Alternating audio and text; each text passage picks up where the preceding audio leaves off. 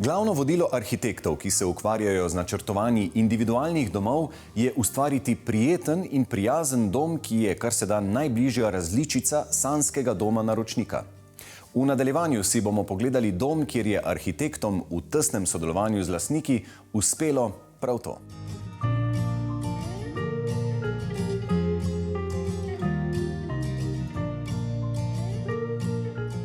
Stanovanje, ki so ga arhitekti in lastnica ljubkovalno poimenovali Bonjour, je kot mirna in elegantna oaza, ki prijazno povabi in nežno objame. Kaj bi si človek zaželel lepšega, ko po napornem delovnem dnevu pride domov? Janja, pozdravljeni. Povejte mi prosim, kako se je stkala vez med vašim birojem in naročnico?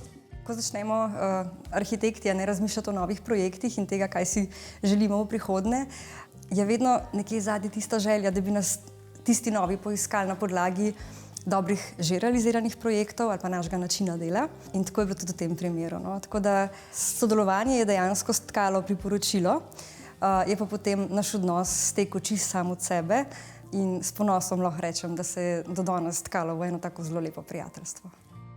Skupna površina stanovanja meri nekaj manj kot 130 kvadratnih metrov, v katerih so bili prostori odlično zasnovani, tako da so v biroju s skrbno premišljenim projektom interierja stanovanje nadgradili v prijetno bivanjsko celoto. Dvoetažnost oziroma galerijski prostor na dnevno sobo je posebnost stanovanja. Poleg prestižne višine prostora v osrednjem delu ima to stanovanje, locirano na jugozahodni strani bloka, še dve pomembni vrlini. Tristransko osvetlitev, kar pomeni, da ima veliko dnevne svetlobe in veliko balkonsko ložo. Že takoj ob vstopu v stanovanje garderoba poskrbi za jasno ločnico. Na levo stran je vhod v intimni del stanovanja. Na desni, kjer je omara oblečena v ogledala, pa se nakazuje vstop v družabni del. Osrednji pohištveni kubus skriva dnevne sanitarije in majhen utility. Stenska obloga kubusa prehaja v pohištvo in sicer v omare v jedilnici, ki svoj niz nadaljujejo vse do konca kuhinje. No in potem tukaj v dnevnem prostoru imamo tale multifunkcijski pohištveni sestav, ki pa v resnici v osnovi je pa to stopnišče, ne? Ja, tako je. Stanovanje, ki ima dvovišino, ki ga lahko po domače imenujemo tudi dupleks, bo vedno nekje v dnevnem prostoru najverjetneje imelo stopnišče. In to stopnišče mora biti, ampak ni pa nujno, da ga mi ves čas gledamo. In zato smo se odločili, da nekako okrog tega stopnišča oziroma nuje po ograji in zapiranja, ker zgradimo en tak pohištven sestav, ki odgovori večjim funkcijam. In med drugim to kar naenkrat potem ni bil samo sestav, ki skriva stopnice in tvori ograjo, ampak skriva televizijo, kar pomeni, jo imamo ali pa jo nimamo, ker je tudi naročnica rada poudarila, da v bistvu televizija res ni njena prioriteta, kar se tiče same uporabe dnevne sobe, je pa fajn, da je.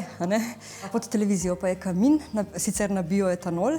Tukaj je bilo tudi kar ena taka študija v ozadju in smo zahvaljujoč vsem res predanim izvajalcem uspeli vkomponirati kamin v pohištven sestav, ki je v osnovi lesen. To marsikoga začudi. Na splošno je stanovanje polno kontrastov, ki se kažejo med temnimi in svetlimi kosi pohištva ter med gladkimi in strukturiranimi, mehkimi površinami. Kuhinja, ki je bila v osnovi načrtovana zelo svetla, je pozneje, ko so se odločili za temno furniran osrednji pohištveni element v dnevnem prostoru in temno jedilno mizo, dobila temne spodnje omarice in tako nadaljuje kontraste med temnim in svetlim.